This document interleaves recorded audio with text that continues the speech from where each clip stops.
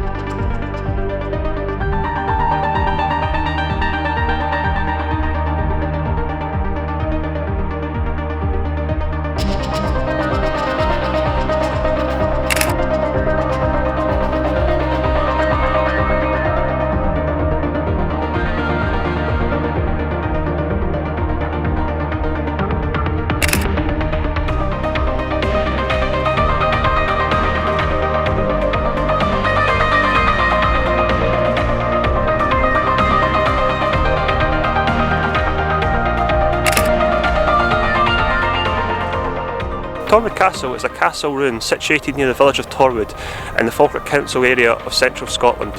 Built around 1566, it was once a seat for Clan Forrester.